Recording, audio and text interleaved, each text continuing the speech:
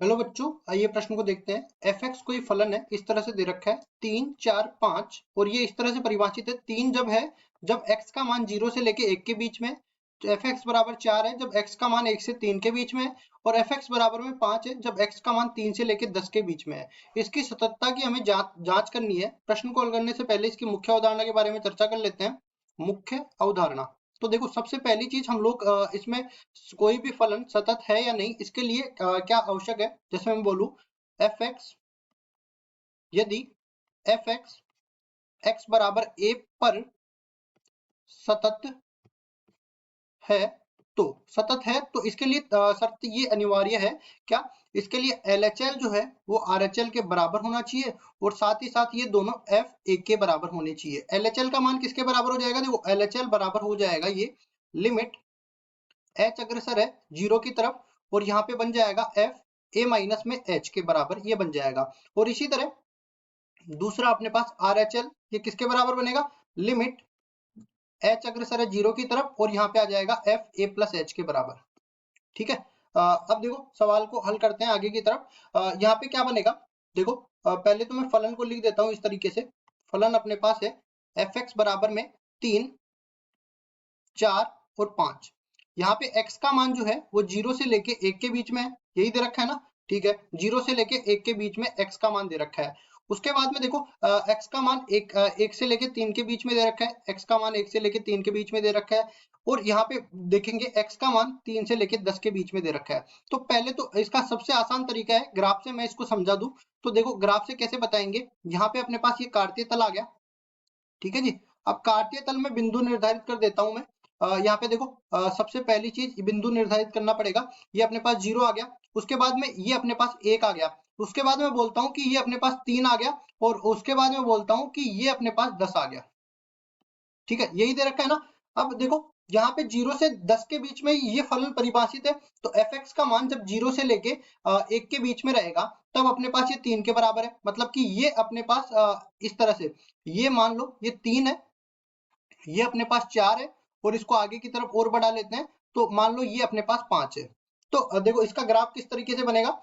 जब अपने पास 0 से लेके 1 के बीच में है, तब एफ एक्स का मान 3 के बराबर है।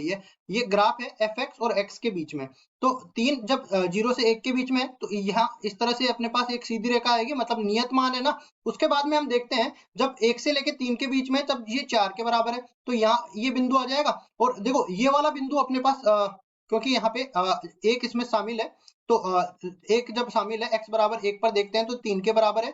ये अपने पास खुला वाला बिंदु आएगा, और इधर भी अपने पास खुला वाला बिंदु आएगा 4 पे। ठीक है। अब देखो इसके बाद में जब 3 से लेके 10 के बीच में है, तब ये 5 के बराबर है, तो दोनों तरफ बंद बिंदु आएंगे, क्योंकि यहाँ पे देखो 3 भी शामिल है और 10 भी शामिल है, तो इधर भी अपने पास बंद बिंदु है और इधर भी अपने पास बंद बिंदु है। तो अब हम देख सकते हैं ये हमारा जो ग्राफ है ना, वो एक तो x बराबर 1 पर टूट रहा है, एक x बराबर 3 पर टूट रहा है, एक x बराबर 10 पर टूट रहा है। लेकिन टूट रहा है इसका मतलब देखो, इसका x बराबर 10 का तो दाई सीमा हमारे पास दे नहीं रखी है, तो LHL और साथ ही साथ इसके फलन का मान आपस में बराबर होगा। तो x बराबर 2 पर जब दाई सीमा नहीं दे रखी होती है ना, तब दाई सीमा हम ज्ञात नहीं कर सकते हैं। तो ना तो x बराबर 0 पर हम लोग चेक करेंगे, हम ये मान के चलते हैं x बराबर 0 पर सतत है, क्योंकि इसमें बाई सीमा नहीं है। सतत है क्योंकि हम लोग LHL ज्ञात नहीं कर सकते, ज्ञात नहीं कर सकते। ठीक है, LHL ज्ञात नहीं कर सकते, और इसमें RHL जो है वो अपने पास फलन के मान f0 जो कि किसके बराबर है, 3 के बराबर है। इसी तरह मैं बोलता हूँ कि x बराबर 2, x बराबर 10 पर सतत है, x बराबर 10 पर सतत है। क्यों सतत है, क्योंकि इसमें RHL हम ज्ञात नहीं कर सकते, RHL ज्ञात नहीं कर सकते, नहीं कर सकते। और साथ ही साथ हमें LHL और फलन का मान f10 ये किसके बराबर दे रखा है, ये 5 के बराबर दे रखा है। अब देखो फलन कहाँ कहाँ टूट रहा है, एक तो x बराबर 1 पर और एक x बराबर 3 पर, तो सीधा ही हम लोग बोल सकते हैं, आलेख से स्पष्ट है, आलेख से स्पष्ट है कि x बराबर 1 व x बराबर 3 पर हमें टूटा हुआ आलेख प्राप्त होता है, टूटा हुआ आलेख प्राप्त होता है, अतः x बराबर 1, यहाँ पे ठीक कर देंगे इसको, x बराबर 1 व x बराबर 3 पर फलन असतत होगा, असतत होगा बाकी सभी बिंदुओं पर, बाकी सभी बिंदुओं पर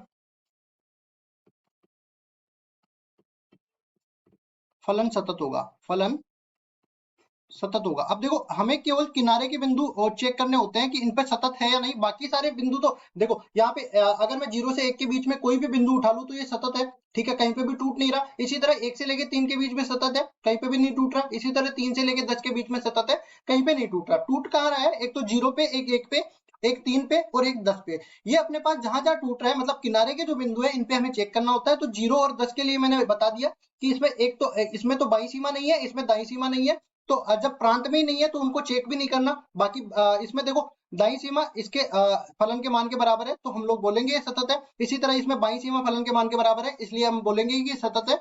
और बाकी इन दोनों में ये टूट रहे हैं। यहाँ पे देखो इसमें x बराबर 1 पर बाईं सीमा निकालेंगे तो 3 के बराबर है, दाईं सीमा निकालेंगे तो 4 के बराबर है, तो ये तो टूट गया। और ये LHL RHL के बराबर नहीं है तो फलन सतत नहीं है। इसमें भी देखेंगे x बराबर 3 पर इसमें बाईं सीमा निकालेंगे तो ये 4 के बराबर आ जाएगा x बराबर 3 पर, और दाईं सीमा निकालेंगे तो 5 के बराबर आ जाएगा। मतलब LHL RHL के बराबर नहीं है तो फलन सतत नहीं है। 1 और 3 पर फलन सतत नहीं है, बाकी सभी बिंदुओं पर फलन सतत है। यही हमारा उत्तर है। आशा करता हूँ ये सवाल आपको समझ में आया होगा।